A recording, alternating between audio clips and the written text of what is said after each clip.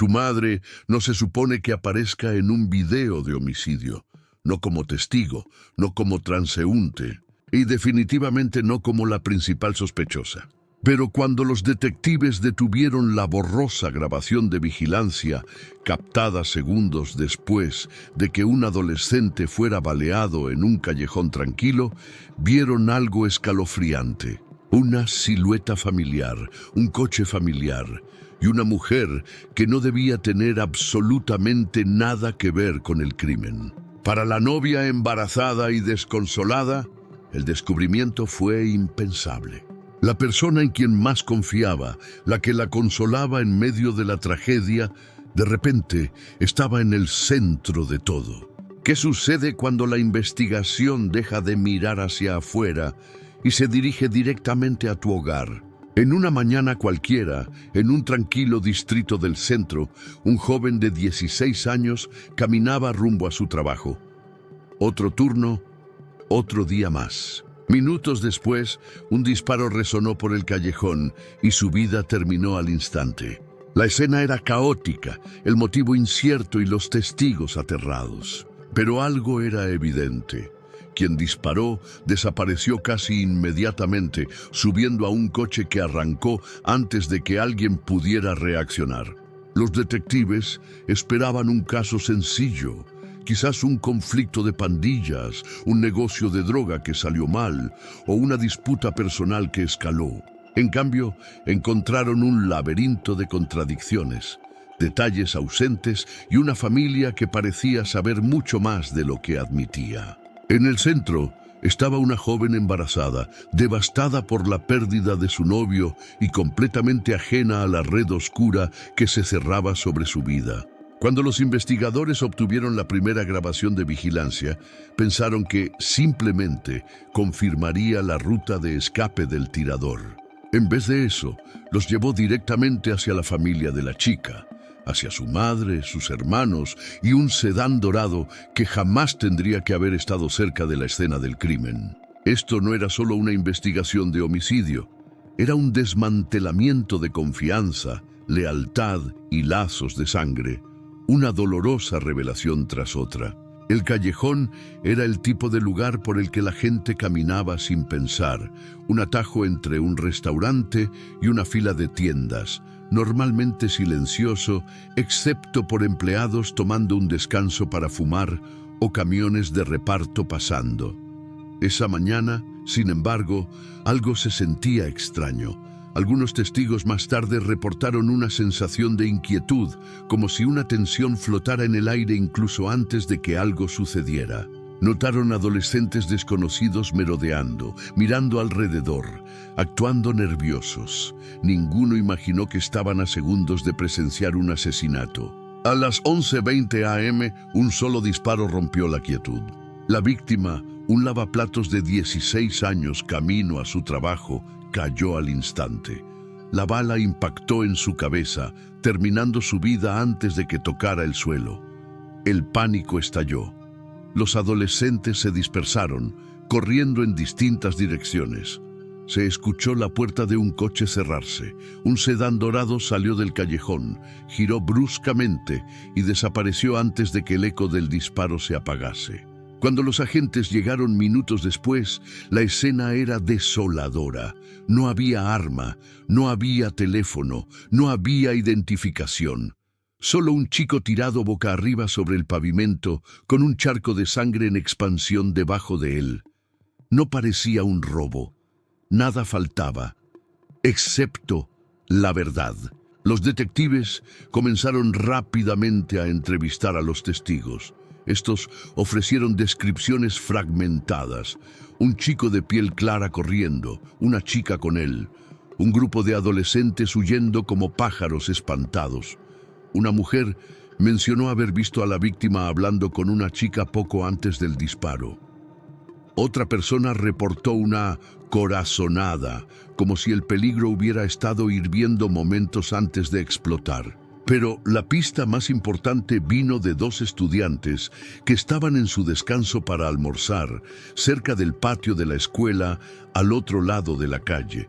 Vieron un coche, dorado, modelo antiguo, posiblemente un Toyota, con vidrios polarizados y dos personas dentro. No vieron rostros, pero estaban seguros de que el coche estaba esperando antes del disparo. Y desapareció segundos después. Ese pequeño detalle, solo una marca y un color, más tarde se convertiría en el cuchillo que abriría toda la investigación. Dentro del restaurante donde trabajaba la víctima, los empleados lo reconocieron de inmediato. Era responsable, callado, siempre puntual. Lo llamaban Jay. Su abuelo, un cliente habitual, llegó corriendo cuando la policía lo contactó y confirmó la identidad del cuerpo. Entre lágrimas, trató de explicar que Jay había estado involucrado en algo últimamente, algo que nunca confesó por completo. No era problemático, pero cargaba con preocupaciones que nunca reveló. Entonces llegó el detalle que cambió todo el peso emocional del caso. Jay acababa de saber que sería padre. Su novia, una joven de 17 años, llamémosla Lena, estaba embarazada. Ella no tenía idea de que él había muerto. Los detectives sabían que necesitaban hablar con ella rápidamente. Podía saber en qué estaba metido Jay, qué temía o con quién había discutido. Lo que no sabían era que conocerla no los llevaría hacia las calles peligrosas, sino hacia adentro, directamente a las paredes de su hogar. La detective Anna, investigadora principal, revisó el primer lote de grabaciones tomadas por una cámara escolar apuntando al callejón. La calidad era pésima, granosa, temblorosa, pero el movimiento era inconfundible. Una figura corriendo, un coche acelerando, y aunque el polarizado impedía ver a los pasajeros, la forma del vehículo era clara, un sedán Toyota dorado. Ella aún no lo sabía, pero ese coche borroso era el primer hilo que la llevaría a la sospechosa más inesperada, la madre de la desconsolada novia de la víctima. Y el desmoronamiento acababa de comenzar. Los detectives llegaron al pequeño apartamento donde Lena se estaba quedando, sin saber que el giro más explosivo de la investigación estaba sentado a solo unos pasos de allí. Un giro que no tenían ninguna razón para sospechar todavía. Cuando Lena abrió la puerta, tenía los ojos hinchados y la voz temblorosa. Había estado intentando contactar a Jay durante horas, confundida por su silencio. Aún esperaba que él entrara por la puerta en cualquier momento. Cuando los detectives revelaron la verdad que Jay había muerto, ella se derrumbó. Se cubrió la cara con las manos, su cuerpo entero temblando. Era una reacción tan cruda, tan devastadora, que los investigadores la descartaron inmediatamente como sospechosa directa. Nadie podía fingir ese nivel de angustia, especialmente alguien joven, embarazada y aterrorizada. Pero el dolor no siempre trae honestidad consigo. Y en cuestión de minutos, los detectives empezaron a notar pequeñas grietas en su historia. Le pidieron que describiera su mañana. Ella dijo que Jay se había duchado alrededor de las 8:00, se había preparado para trabajar y se había ido poco antes de las 10. Pero los registros telefónicos de Jay, recuperados casi de inmediato, mostraban que él había estado enviando mensajes a alguien más a las 8:15, quejándose de que no aparecieron. Eso significaba que estaba esperando a alguien, y no era la gerencia del restaurante. Cuando los detectives insistieron suavemente, Lena mencionó algo que había ocultado al principio. Jay y su hermano menor habían discutido la noche anterior. Jay quería resolverlo a golpes, una pelea adolescente para liberar tensiones. Según ella, era una tontería, drama sin importancia, pero insistió en que no tenía nada que ver con el tiroteo. Lo que los detectives no sabían todavía era que esa misma mañana, Jay también había contactado a la madre de Lena. Más tarde, los mensajes recuperados revelarían que la madre sabía sobre la pelea planeada y había dicho a los chicos que se reunirían a las 8:00 en punto. Pero en este momento de la investigación, los agentes no tenían idea. Todavía trataban a la familia como testigos, no como sospechosos. Antes de que la entrevista pudiera continuar, la familia de Jay llegó al apartamento. Su madre perdió el aliento al escuchar las palabras. Cayó de rodillas, gritando de dolor. La habitación se llenó de sollozos, plegarias y conmoción. Nadie allí imaginaba que el asesino podía estar entre ellos, o que la investigación estaba a punto de dar un giro que apuntaría directamente a la familia de Lena. Con las emociones desbordándose, los detectives cambiaron de enfoque, confiscaron el teléfono de Lena. Planean regresar más tarde para hablar con todos nuevamente. Pero antes de irse, notaron algo extraño, no sospechoso aún, pero digno de recordar. Otra mujer estaba en el marco de la puerta, observándolo todo con una calma que no encajaba con el momento. La madre de Lena. Su expresión era casi indescifrable, ni dolor, ni pánico, ni confusión, solo una quietud contenida. Cuando le hicieron preguntas básicas, respondió con educación, pero de manera distante. Y cuando los detectives preguntaron casualmente qué tipo de coche conducía, ella respondió sin vacilar: un Toyota dorado, pero se me averió esta mañana. Lo dejé a un lado de la carretera. El corazón de la detective Anna dio un salto. Un Toyota dorado, el mismo coche de la grabación borrosa que huía segundos después del disparo. Por supuesto, hay muchos Toyota dorados en cualquier ciudad grande. No era suficiente para acusar a nadie, pero el momento era malo, demasiado malo. Y cuanto más hablaba la madre, más fuertes se tensaban los instintos de Anna.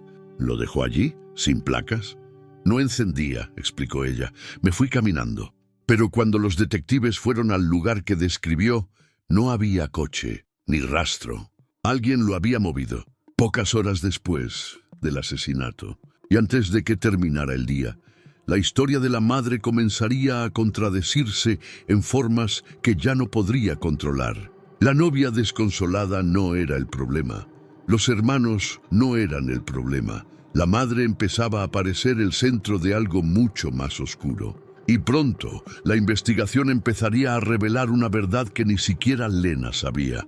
Su familia no la estaba protegiendo. Se estaban protegiendo a sí mismos. La desaparición del Toyota dorado de la madre lo cambió todo. Cuando un coche involucrado en un homicidio desaparece en cuestión de horas, nunca es una coincidencia. Pero la detective Anna necesitaba pruebas sólidas e innegables antes de enfrentar a cualquiera directamente. Así que mantuvo un tono calmado, preguntas suaves, incluso mientras sus instintos se afilaban como una cuchilla. De regreso en el apartamento, volvió a sentar a la madre para una segunda ronda de preguntas. Esta vez, con más presión. ¿Dónde exactamente estacionó su coche? La madre repitió la misma ubicación. Una ubicación donde el coche claramente no estaba. ¿Alguien más lo condujo hoy? No. ¿Sus hijos lo condujeron? No. ¿Lo prestó? Yo no presto mi coche a nadie. Una coartada pulida, impecable, demasiado impecable. Anna siguió presionando. Si el coche hubiese sido robado, después de que ella lo abandonó, lo habría reportado inmediatamente, pero no lo hizo.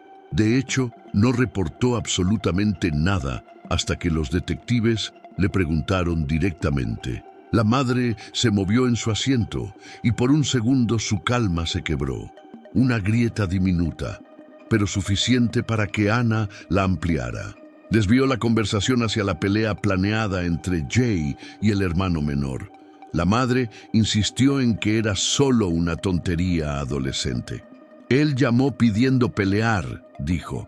Le dije que los chicos deben resolver las cosas sin hacer estupideces. Pero cuando los detectives más tarde recibieron los datos completos del teléfono, la verdad surgió. Ella había coordinado el encuentro. Les había dicho dónde y cuándo. La discusión era real. La tensión era real. Y ella se había colocado justo en el centro de todo. Sin embargo, en este punto de la investigación, aún no poseían esa evidencia digital. solo tenían instinto e inconsistencias, útiles pero insuficientes. Así que Ana cambió de táctica y lanzó una pregunta que la mayoría de los investigadores reserva para el final. ¿Usted le disparó? La habitación se congeló. La reacción no fue dramática. No hubo gritos, no hubo negación acompañada de furia. En cambio, el rostro de la madre se suavizó en algo casi triste. No, susurró, es solo un niño, un bebé, yo nunca haría eso. Pero la falta de emoción detrás de las palabras hizo que el estómago de la detective se retorciera. No era negación, era desapego. Una eliminación deliberada de cualquier señal que pudiera delatarla. La conversación terminó sin confesión y sin pruebas nuevas. Solo más preguntas sin respuesta. Pero la investigación estaba lejos de terminar. Los detectives pasaron al siguiente paso: hablar con el hermano menor, a quien encontraron en su trabajo. Estaba nervioso, pero cooperador. Repitió la misma historia. Jay quería pelear. Él se negó, se quedó en casa. No tuvo nada que ver con el tiroteo. Su línea temporal coincidía demasiado bien con la de su madre. Palabra por palabra, detalle por detalle, casi como si la hubieran ensayado. Entonces la madre irrumpió en la sala de entrevistas. No llorando, no preocupada, furiosa. Exigió que dejaran de hablar con él. Exigió llevárselo a casa. Insistió en que necesitaba asegurarse de que sus hijos llegaran a salvo. ¿A salvo de qué? ¿De quién? Su reacción era lo contrario de lo que haría una madre inocente, y en el momento en que sacó a su hijo de la entrevista, la detective Ana supo que estaba ocultando algo mucho más grande que una pelea adolescente que se había salido de control. En cuestión de horas, los detectives confiscaron los teléfonos de la familia. Necesitaban datos, marcas de tiempo, mensajes, ubicaciones, cualquier cosa que pudiera desarmar las mentiras. Durante semanas analizaron los restos digitales y lo que encontraron empezó a formar una teoría nueva y perturbadora. La madre no solo mentía, estaba orquestando. El coche no había sido robado, había sido movido. Los chicos no estaban confundidos, habían sido aleccionados. Pieza por pieza, la evidencia apuntaba hacia algo impensable. La madre que había abierto la puerta, con ojos tranquilos, no era una víctima de las circunstancias, sino una figura clave en la muerte del novio de su hija. El coche era la primera pista, pero lo que los detectives estaban a punto de descubrir haría que esa pista pareciera insignificante. Porque las siguientes pruebas vendrían de los teléfonos, y los teléfonos rara vez mienten. Cuando los investigadores comenzaron a revisar los teléfonos de la familia, el tono de todo el caso cambió por completo. Hasta ese momento, cada sospecha se basaba en instinto, contradicciones sutiles, comportamientos extraños y el enorme problema del coche desaparecido. Pero la evidencia digital es diferente, no parpadea, no vacila y no protege los sentimientos de nadie. El primer gran avance vino de los mensajes de Elena. A simple vista, parecían conversaciones típicas de adolescentes, peleas, reconciliaciones, confesiones a medianoche. Pero entre esos intercambios emocionales había banderas rojas que los detectives no podían ignorar. Un mensaje de Elena a Jay destacó entre todos. Mi mamá dice que estaremos allí a las 8. Esa sola línea confirmó lo que la madre había negado repetidamente, que estaba coordinando la supuesta pelea. No era un malentendido ni un rumor. Era un encuentro planeado que incluía a los tres: Jay, el hermano menor y la madre. Luego apareció otro mensaje inquietante. Yo también estaré. No quiero que saquen un arma. Los detectives sabían que los adolescentes exageran, pero nada en ese mensaje sonaba a exageración. Sonaba a miedo. Miedo real. Miedo tan fuerte como para anticipar violencia. Los mensajes de Jay dibujaban un cuadro aún más oscuro. En una conversación de esa misma mañana, escribió a un amigo: No vinieron. La mamá dijo a las 8 y ya son las 9. Esa familia es de cobardes. Estaba frustrado, cansado, y no tenía idea de que caminaba hacia una trampa. Pero el golpe digital más devastador vino de alguien que había sido casi una nota al margen en las primeras entrevistas, el hermano mayor. Mientras la investigación se enfocaba en el hermano menor, el mayor dejó un rastro en su teléfono que hizo que los investigadores se quedaran sin aliento. Uno de sus mensajes decía: «Ese chico se va a llevar una». Otro: «Borra nuestros mensajes, no digas que yo dije que lo iba a disparar». Y luego la línea más condenatoria: «No fui yo de verdad, no pienso tratar con la poli». No estaba proclamando inocencia. Estaba evitando responsabilidad. Esa diferencia era crucial. Para los detectives, esto no era jerga adolescente. Eran amenazas, planes, intentos de borrar evidencia. Y de repente, la teoría se amplió. Quizás esto no era solo una pelea juvenil. Quizás era represalia, una distorsionada noción de justicia, o incluso una decisión familiar. Pero luego aparecieron datos aún más inquietantes. Los mensajes de la madre estaban incompletos. No porque nunca hubieran existido, sino porque habían sido eliminados. Fragmentos enteros de conversaciones habían sido borrados con tanta meticulosidad que los investigadores necesitaron herramientas forenses para recuperar restos de ellos.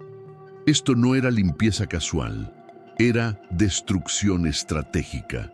Y aún así, incluso en los fragmentos recuperados, surgieron patrones. La madre había hablado con ambos hijos la mañana del homicidio. Estuvo en la zona, siguió el progreso del encuentro, participó activamente. Sin embargo, el golpe final no llegó de los mensajes, sino de los datos de ubicación. Los registros de torres celulares mostraron que el teléfono del hermano menor estaba cerca de la escena del crimen exactamente a las 11:20 am, el momento del disparo. Pero su coartada afirmaba que había estado en casa, durmiendo y esperando un traslado. La madre respaldó esa historia con seguridad absoluta. Los datos demostraron que ambos mentían. El teléfono viajó hacia el callejón, se quedó allí durante el periodo crítico y luego se alejó rápidamente.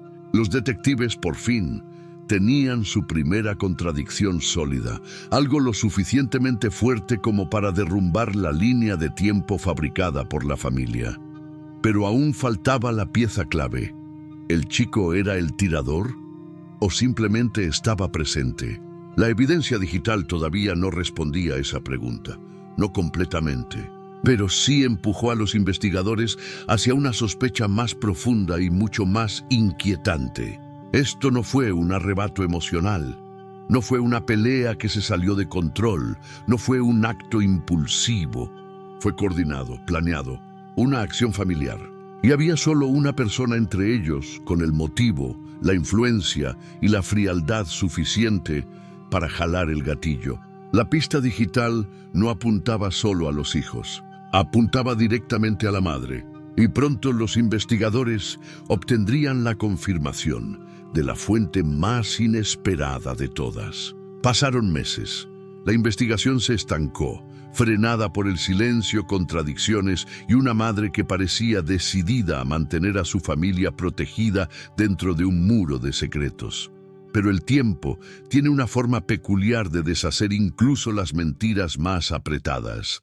Y en este caso, el desmoronamiento empezó con un mensaje aleatorio de Facebook al hermano mayor, uno que terminaría revelándolo todo. Una mujer que había estado observando a la familia en redes sociales decidió escribirle. Notó sus publicaciones, su enojo, su resentimiento hacia su madre. Sintió que él estaba al borde de quebrarse. Y tenía razón. En minutos, él empezó a desahogarse. En una hora empezó a culpar. Y luego, sin darse cuenta, confesó. Dijo que el hermano menor no era el tirador. Dijo que la policía se había equivocado. Dijo que los testigos señalaron al hermano porque vieron un grupo grande, pero que eso no era verdad. Y entonces soltó la bomba. Lo loco es que mi hermanito no está diciendo que fue mi mamá. La mujer no podía creerlo. ¿Entonces tu mamá lo hizo y dejó que tu hermano cargara con la culpa? Sí, respondió. Así nos criaron, no decir nada, nunca. Los detectives llevaban meses sospechando que la madre estaba involucrada, pero esta era la primera vez que alguien de la familia, alguien con conocimiento directo, lo decía claramente. Aún así, una confesión en Facebook no era suficiente para arrestarla. Necesitaban corroboración, evidencia sólida, imposible de explicar como un malentendido o un arrebato emocional. Así que hicieron lo que siempre hacen cuando las familias empiezan a fracturarse. Monitorearon llamadas. La madre iba a ver al hermano menor frecuentemente en el centro juvenil. Sus conversaciones eran prudentes, vagas, ensayadas, hasta que un día cometió un desliz. Cuando el chico le preguntó por qué su hermano mayor estaba molesto, su respuesta fue casi casual, casi cansada. Él está destrozado porque tú estás ahí. Le dije que es porque yo la arruiné, porque fui estúpida, punto. Los detectives se quedaron inmóviles al escuchar la grabación. No era una admisión explícita de haber disparado, pero sí era una admisión de culpa, de participación, de responsabilidad. Era la pieza que faltaba. Con ese nuevo impulso, la detective Ana visitó nuevamente al hermano menor. Esta vez, él no estaba arrogante, no estaba a la defensiva, no estaba protegido por las interrupciones de su madre. Estaba asustado, cansado, listo para salvarse. Hizo una sola pregunta. Si les digo todo, ¿pueden reducir mis cargos? No tardó, no dudó. Contó la misma historia insinuada por su hermano mayor. Su madre lo llevó al callejón. Su madre le dijo que confrontara a Jay. Su madre trajo el arma. Su madre apretó el gatillo. Y después lo llevó lejos de la escena. Ella desechó el arma, movió el coche, ordenó silencio. Les dijo que la lealtad era más importante que la verdad. La detective escuchó con atención, tomando notas, aclarando detalles. La historia era coherente, detallada y coincidía perfectamente con la evidencia digital, el metraje de vigilancia y el comportamiento errático de la madre. En ese punto, el caso dejó de ser circunstancial, ya estaba completo. Con la confesión en mano, los detectives obtuvieron una orden de arresto. Encontraron a la madre tranquila como siempre, como si lo hubiera anticipado. Pero su calma se quebró en cuanto le leyeron los cargos. Asesinato y conspiración. Su rostro endureció, exigió un abogado y se negó a pronunciar una sola palabra más. No importaba, ya no necesitaban una confesión. Los mensajes del hermano mayor, la declaración del hermano menor, las grabaciones, la evidencia digital, el coche desaparecido, todo encajaba. La mujer que consolaba a su hija embarazada, que aseguraba querer al muchacho como a un hijo, que coordinó la pelea, que manipuló a sus hijos, era la misma persona que lo había matado. La investigación había completado el círculo.